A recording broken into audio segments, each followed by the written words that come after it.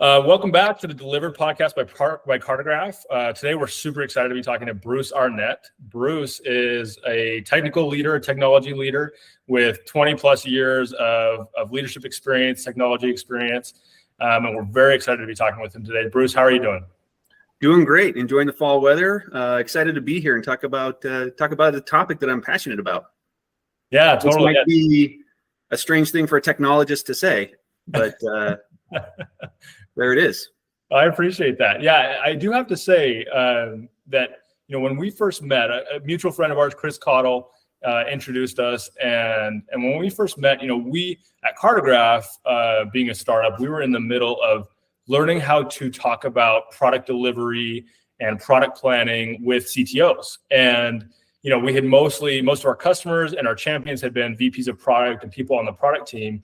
And CTOs, it was kind of hit or miss for us when we first met at that time with CTOs, whether they were going to respond well or respond very poorly. And, it was a huge breath of fresh air for me to meet you. I don't know if you remember, but I remember being extremely excited when you said, this is something I'm thinking about my whole career, and this is a huge problem that needs to be solved. And this is, just an exciting thing. And so that's been awesome. And I've really enjoyed, our interactions since then.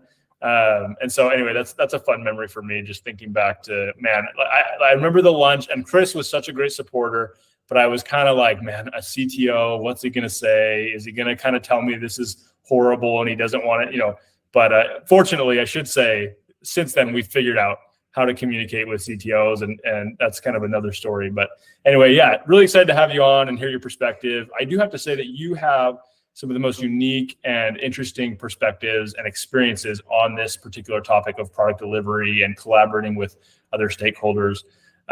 So just to jump in, I want to ask you, why do you see product delivery and managing product delivery as vitally important for any software company? Well, it depends, the where it falls in priorities, I guess, really depends on the technology for that company. If you're a SaaS company, product delivery literally means you got to get your software in a customer's hands. You've got to deliver it to them. Writing a million lines of code doesn't mean anything if you don't deliver to the customers. That's just what it is, right? And that's actually one of the tenets of the Agile principles, right? Deliver software. So yeah, it's a critical part of the process. In fact, and without it, everything you did doesn't mean anything. Totally. And when I say you, I mean, in that sense, I mean, a technologist, like, it doesn't matter what you did if you never deliver it. No, 100%. I recently put out a little post about that on LinkedIn, just about how, understanding, I always try to draw a comparison product delivery with essentially like closing deals in sales and go to market, right? Because from the first time you find a lead, first touch point with a potential customer, all the way through, customer success, closing them, and then customer success, and understanding that cycle and what it takes to close a deal and the touch points, the different maybe sales assets, the marketing things, understanding all that it takes to be able to do that. You have to measure that to be able to repeat it, scale it, plan for it, right? Yeah. And the same thing is true on the product development side, right? You have to understand what it takes to discover new value, with your customer base, ideate concept, build concepts, design, build it, test it, deliver it to market. You have to understand what it takes to do that, to then create more reliability, predictability, plan for it, right? And both of these two, I like to call them the two main processes at any software company, because they influence each other, they impact each other, right? The more you can kind of get more customers and grow revenue, the more product you can build and influence and build a better product. The more product you build reliably and deliver to customers reliably, you're able to get more sales, right? And just understanding that process is a huge thing that fuels the business, right? And something that, I almost hesitate to say that I'm impressed with you, because obviously, right, you've had an amazing career, but something I'm so impressed with is your focus on the customer and your focus on delivering value to customers. Because to be frank with you, Bruce, yeah, I'm fairly young in my kind of career in technology. I'm about 10 years in, or a little less than that. But to be honest, so many CTOs, and I've had the opportunity to speak with many, and it feels like, maybe half of the ones I talk to, they're not thinking about the customer as much as maybe they should, really. And what I found is that if you're thinking about the customer, you care about predictable, reliable delivery and figuring that out. And so what would you say is at the root of that for you? What maybe has driven that kind of care for the customer as a first principle as a CTO? Yeah, and maybe it's just part of my nature of kind of putting the tendency to put myself in other people's shoes as a way to understand them, and therefore help me work with them better. I think a lot of things you're saying I agree with, and I've seen it a lot myself. A lot of CTOs and the nature of being a technologist is problem solving, and I think that there is a tendency to get so hyper focused on solving problems that anybody talking to you about a customer or talking about things that aren't like actual technical problems, like the platform's going down, or we're having problems, or there's latency. Like, you're so hyper focused on solving problems that are only immediately before you, is the way I'll put it, that you lose sight of these other things that are frankly just as important, right? I've talked with you about this before, and this is how I talk to a lot of technology groups in my own departments about this, is when they start getting hyper focused like this and losing sight of the bigger picture, which will cause and always tends to cause conflict with other groups, right? When you no longer care about what the other departments in the business do, what they care about, it starts causing conflict, right? And it goes in it's bi-directional. And so what I'll tell my groups is, like, you guys remember, it takes budget to solve a lot of these problems. A lot of these problems you're talking about, we need to buy this software, we need to get these licenses, we need to get this hardware, we need to add this infrastructure, we need to hire these people. That's all budget, right? Yeah. Okay, where does budget come from, guys? Sales, right? We need customers, right? And we need to make them happy. We need to, so, if you want to solve those kinds of problems, help bring in the money, right? And it's not that the money is the end all be all goal of everything. It's that, you need a healthy business to do things right. And if you want to do things right, which is what technologists are really usually focused on, like, hey, I want to do this right. We need to, we need to do this technology right. We need to build this thing right. And that's great. But if you want to do it right, you need a healthy business, right? Because if you don't have a healthy business, meaning a positive cash flow, right? If you're losing money, then, then like not much else matters. So do what you can to help that. And that amount of just empathy building goes a long ways to help. I've had a lot of success with technologists and helping them understand, like, yeah, okay, I shouldn't just blow off any non-technical person and blow off anything, any concerns they bring to me. I maybe need to understand and see what I can do to help, because that's important. It's not my job, but it's important to my job, right? Yeah. So, and that's kind of where I can, where I come to this point of, like, I think product delivery and everything that goes into this big umbrella that is product delivery. I mean, under that umbrella, we're talking about people and organizations and topics and processes of communication and processes of feedback and gaining, information and talking with customers. All of that is super important because it's all a key component in a healthy business, right? Doesn't matter if you have super awesome technology if no one knows about it, or if it's not what customers need, right? You could build something super great, and if nobody needs it, That's tough. Yeah, totally. Yeah, you can't sell it. I've seen lots of software being built that way, where I was like, wow, you are, I saw, worked with one guy that was probably one of the smartest guys I've ever met, and he had spent years building this technology, and he showed me what it did. I was like, that is amazing. It is impressive that you were able to do that. But that competes with a bunch of open source projects that are free. I mean, they're literally free. So what is the point of this? Like, you're competing with big free offerings in the same space. Totally. Yes, totally. So even if yours is better, they're still going to expect to not pay for it. So, you missed kind of the mark. Like, that's, amazing technology, but maybe you should have had some product delivery type people involved in this process to help you figure out what value you might bring to the marketplace so that you can do something with. And that was his goal, right? He wanted to, create some software and sell it and get some value out of it. That was his goal. And there's nothing wrong with that, right? Like that's why everyone has a job. That's why it's called a job. Right. Totally. Yeah.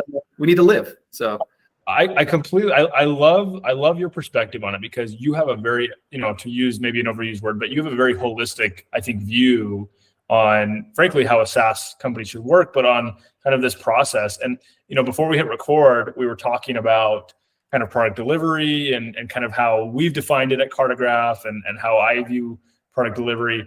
And we talk about kind of strategic planning of priorities and capacity and timing and the result of being able to do that reliably and predictably is increase in revenue and decrease in churn and all these great business outcomes, right? But something you mentioned that I loved is product delivery is, and I'm gonna use my own words, but product delivery is all about communication. That's kind of what you said, right? You said the word communication, and you're absolutely right. It's almost, that's the core reason that you need a tool like Cartograph, frankly, to understand your product delivery and that process. Because so often at Cartograph, right, when we're talking and meeting with people and trying to help solve some of their issues around delivery, it's often a sales team and a marketing team is always jumping down the VP of products back and saying, hey, you cannot tell us the week before that we're not going to deliver when you've been committing to us this whole for months, because we've already committed to customers, right? They've already signed contracts and they're planning on starting next week because we're supposed to release that, right? And so with something that helps us kind of use data to back this up and understand our delivery process, it makes it so that communication, like you're talking about, can happen, sometimes months in advance, depending on how big the release is or how big the project is. And those conversations, it's way easier to have a conversation with a customer when you're 2 months out and you can say, hey, it looks like we're not going to hit that. Can we bump it back by 3 weeks or something like that, or whatever needs to happen, right? I'm not saying that's necessarily what you do, but just when people are aware long before it's supposed to have delivered or the initial committed, estimate or whatever it is, it makes everybody's job easier. Customers aren't angry. There's often times where it's about retention. It's an existing customer and they're like, hey, this is the last straw. You said I would have that thing. I still don't have it, or this doesn't work in my account. You said it was going to work by X date. And that's, those are the kind of things that burn customers, is just continuing to promise more promises. And in all reality, the sales team usually have the best of intentions. They're just kind of like, look, I'm just the messenger, and at the same time, it's not engineers' fault, right? Because they're estimating we're from the business side, they get interrupted and just say, hey, hurry, I need an estimate. What do you think? And then they say, okay, sorry, I'm trying to focus on this problem I'm solving, but maybe 6 weeks, or whatever. That's often, maybe that's an exaggeration, but that's often kind of how it feels. No, that's like spot on. You just make something up in the moment. You kind of take some, you apply some kind of best guesses, and but it's often wrong. And usually what we as engineers do to make that whole process work is we think, if I did this and only this and nothing else changed and no new things came to me, how long would it take me? And we don't say that. That's just immediately what we do in our head. So our estimates are always wrong when we do it that way. And so at the very least, and it's something I'll try to coach engineers on, is at the very least, tell them those assumptions you're making. Even better would be for you to apply some of those assumptions you're making. And even better than that would be to have a piece of software that can project this stuff for you. Which is why I was so excited to hear about your software and what you're trying to build here. I think it's a very needed, important piece of the pie that's just missing, that results in huge amounts of frustration and waste inside of engineering, outside of engineering, in product, management, product delivery, for sales, for the CEO. This is something that I came, I guess, naturally came to me that, hey, I need to make this important and figure this out and make sure I'm communicating. And communicating is a kind of a small word to really convey something very big and complex. It's not just having a conversation. You're talking about taking complex data, putting it together in a format that can be consumable by different types of demographics and multiple demographics, and preparing long project plans for rollout, right? Rollout after the code is done, rollout after the product is done. There's all kinds of stuff that has to be executed. Training, may need to be built. Training videos may need to be recorded or updated. Documentation may need to be updated. Customers need to be informed. And, the better you can do all that, like the happier the customers are, even if things change, even if you miss sometimes, the sooner you can communicate that there's going to be a miss, the better. The sooner and more accurately you can communicate that there's going to be a change, right? I think a lot of customers are like, okay, I get it. Things move sometimes, right? But it comes down to, are you communicating well with me? Are you communicating often with me? Or am I just like finding out after it doesn't happen, which happens with a lot of companies, like, oh, we just didn't release it. Like, what? Right. I was counting on that, or it was important to me. And so that, like the product delivery is like this huge pipeline of things that happen before engineering and after engineering. And it's necessary to keep it all going well. And it's not just about communicating to customers. It's communicating to executive levels. It's communicating all these people who don't have enough time to like dive into the whatever ticketing system you have in place, your change management system, right? That's even daunting as a CTO to keep up to speed on that. And that's something I try really hard at, put a lot of time and effort into. And even then it's like, I've got all these other duties and it's just not something I have ton of time to do. Well, and on that point, when you have other teams, what's so interesting for us is we've been on this journey with product teams and understanding their pains, and then working with CTOs. As I kind of alluded to that at the jump, right? And working with CTOs and understanding their pains better. And now we've kind of meshed those things and really aligned them and said, okay, we help both of you, core stakeholders on the product development broader org. And something that's so interesting about it is you're right? Pretty much no one, even down to the individual contributor level, can or wants to or can or should be sifting through Jira to understand where things are at, right? And that's one component of Cartograph, is just straight up, how are we doing? Are we on track, behind? Are we ahead, right? And that's a pretty simple kind of table stakes thing for us. But even more than that, right? It's this interdependency of how much is in flight right now. Are we consistently, doing more than our kind of historical capacity? Are we burning out, right? If our team kind of is complaining, is there data to back that up that we're over capacity? If I'm a VP product and I'm being asked for, roadmap from sales team, or, hey, can we fit this thing? Because I've had 10 customers ask for it. And what do I do then in that situation, right? Do I go to Jira and say, okay, do I add this new epic? There's nothing there, whether it's Jira or DevOps or any of these tools, right? There's nothing really simple that's like, can we fit this, right? Or how do I plan better? And so there's what's the impact and consequences of that, right? Yeah. And that's and you talked about estimating and how inaccurate estimates can be, which is true. I think there's something that disrupts the whole process even worse than estimates and estimate inaccuracy, or not having enough time to try to create a good estimate, which is new projects, new disruptions, things coming on, right? The constant reforecasting and the time it takes to do that. It takes a lot of time to try to dig into the details enough and give a decent estimate where it's not just like, I don't know, plus or minus 100%. Like I could be off by 100%. It takes hours, days, depending on the size of the project to do that. And so if somebody comes and says, now what if we change this? You got to reforecast it all. And then you're talking days and hours again to redo that. And if they ask for that once a week, guess what? You have a bunch of people burning half of their week every week doing nothing but reforecasting and not getting anything done. And even worse, those people necessarily include your technical resources, right? Because to have a decent estimate, the engineer themselves has to be brought in at some point.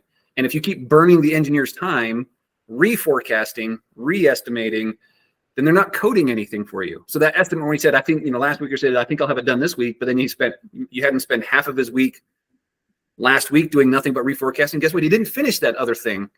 And not because other projects even came along. It's just because you kept asking him to reforecast. And I've personally tried doing that and tried to be like tried really hard to be a good citizen, because that is important information that everybody needs, right? I need it. as a CTO, but even people outside of engineering need to know this kind of stuff with like, we have all these projects in flight, what's going on. I've tried doing it in spreadsheets. I put, huge amounts of times weekly and tried to like minimize engineering. And, even then it was super painful, right? Had this spreadsheet really fast and that, pretty quickly ended up with like hundreds of rows, and I try to keep it super high level for projects, but it had a couple hundred rows. And the CEO would ask, I want to know what's going on in the org. I'm like, great. I believe in transparency. I'm going to try to show you all the information. I don't want to hide anything. I think engineering orgs that operate in a black box is a huge problem for companies. You're doing everyone a disservice when you act that way, and you should not do that. So I believe in transparency. They need to know so they can run the business. And I tried to do it with a spreadsheet. And the first couple of times I took that CEO through the spreadsheet, he's like, oh, this is great. But then, he began to dread it. He's like, I'm sorry I asked for this information because it would take 2 hours, to go through this spreadsheet and just be like, here's where we think this is, and here's some complications we're in here.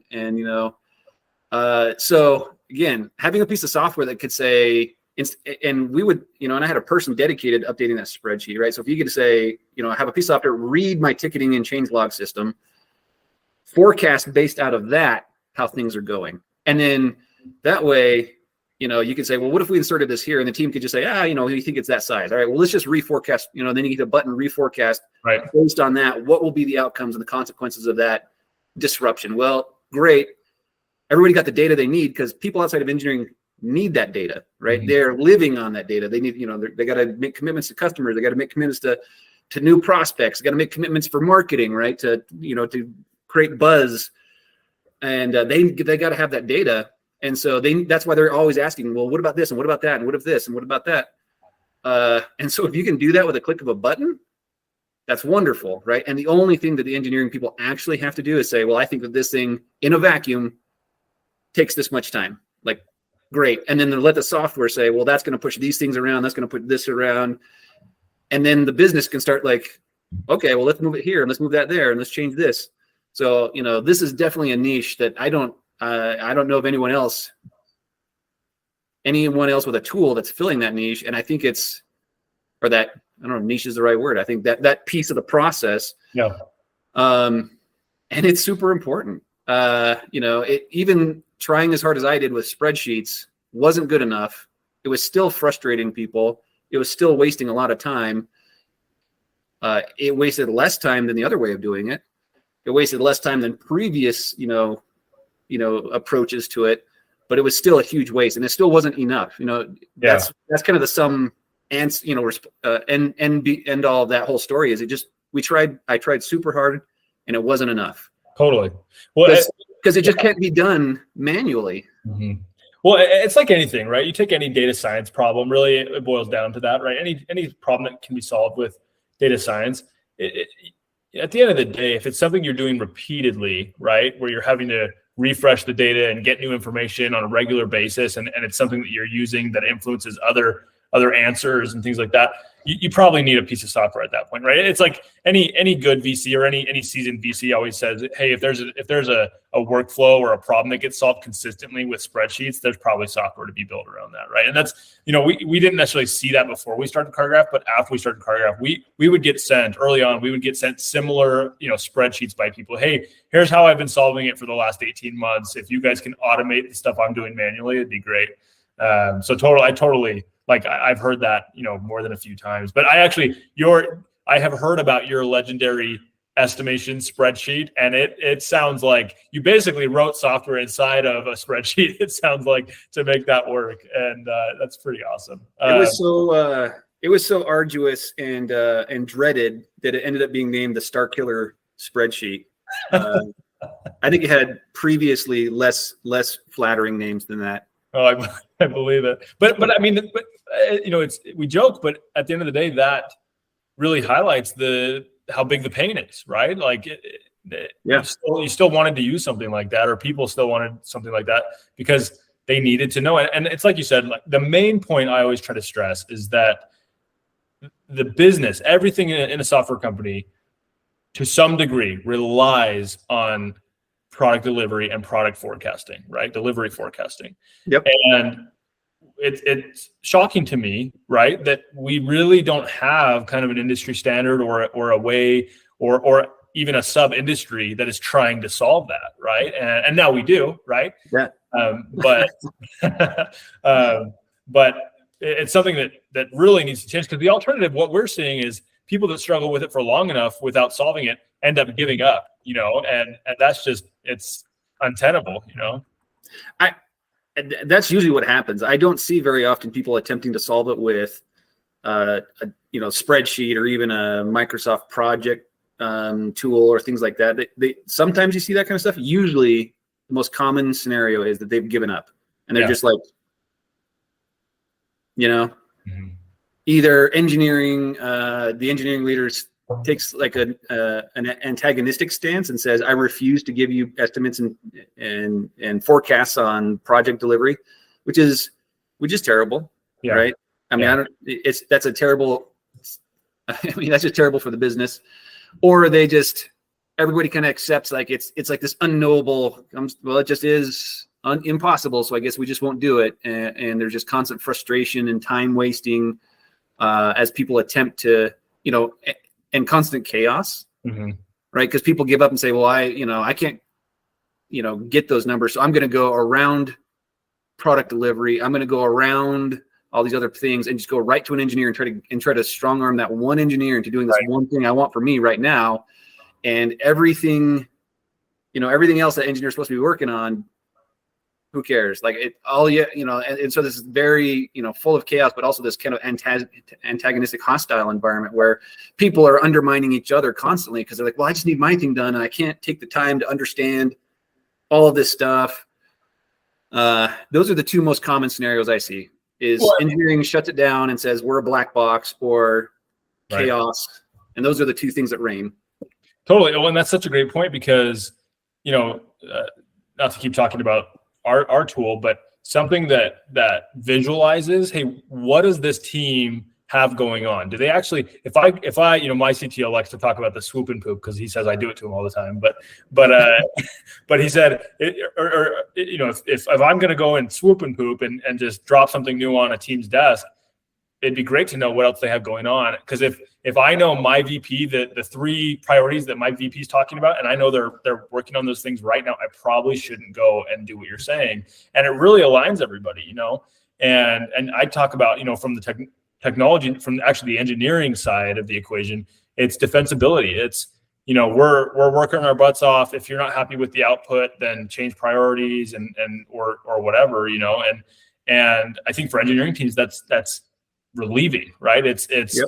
Holy cow, we don't have to, it's not that engineers, they want their work communicated. We had a customer teach us that actually, to share a quick story.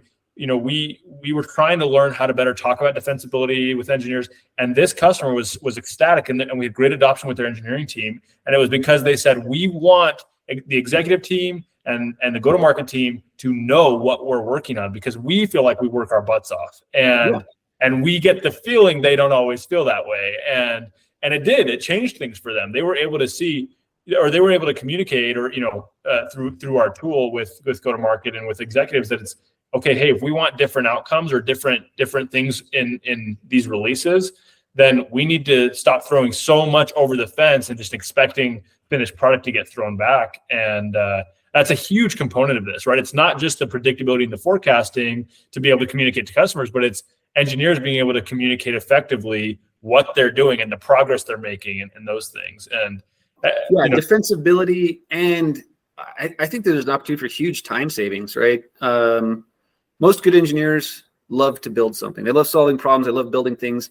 They hate talking about building something.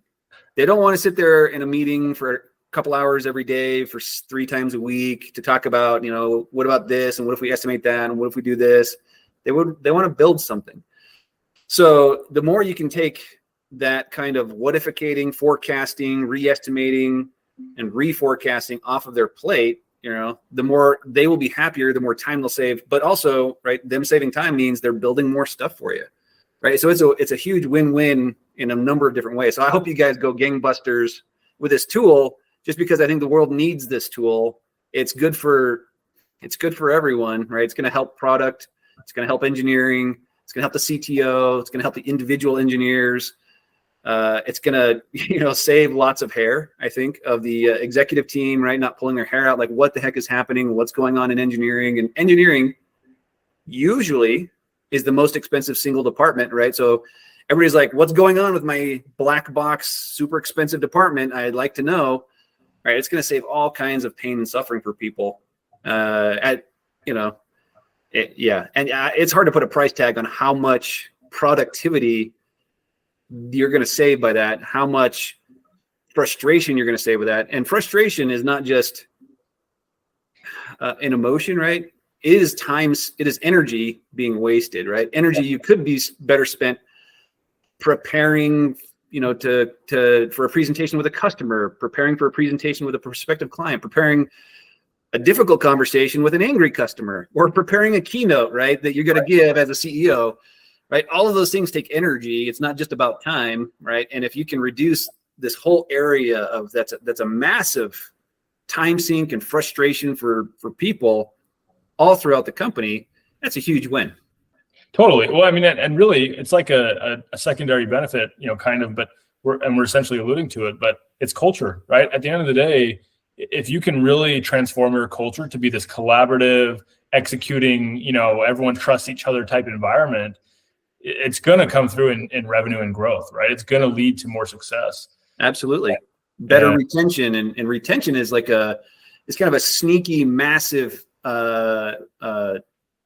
revenue drain on the company. Mm-hmm. You think, replace one employee with another employee and they make about the same, so it was a wash and I didn't lose anything. No, right? You had to pay for recruiting, you had to pay for onboarding, and that new engineer, if that's the one you lost and replaced, they spent months where they were unproductive coming up to speed on your technology. And if you turn over half your engineering team every year, you're probably getting almost nothing done because you're constantly onboarding new engineers and they take months to onboard. And there's an element of that across and that's true. I don't know if the timeframes are accurate or are the same across the whole company, but that aspect happens everywhere, right? No matter what employee you're having to replace in the company, there's onboarding time. And it's not just the 1 week of onboarding that they do with HR. It's learning the ins and outs of your company, learning the ins and outs of your product, learning the ins and outs of your clients, right? All of that takes time. All of that's relationship building. And if you can affect the culture and reduce people's energy drain through all this by removing all this frustration and increase your retention, that's another big area of cost savings that I think is hard. It doesn't directly show up on the CFO's reports, which is interesting, but it hits your bottom line in a meaningful way. Absolutely. No, I absolutely agree with that. Yeah, I really appreciate those thoughts. And there's no question that there's a myriad, benefits around getting a handle on your product delivery. And you're someone that has really, it feels like you've understood that, from the, maybe before I ever understood it, to be honest. And I've been fortunate to spend time in this area and learn about it and try to build solutions around it. But Bruce, thank you so much for the conversation. I really appreciate it. Thank you for spending some time with us and with our audience. And for the audience, hopefully you're able to learn something great here. Bruce Arnett, he's on LinkedIn if you want to connect with him. Awesome guy. Thanks again, Bruce. Really appreciate it. Thank you, Bentley. Okay, talk soon. Bye.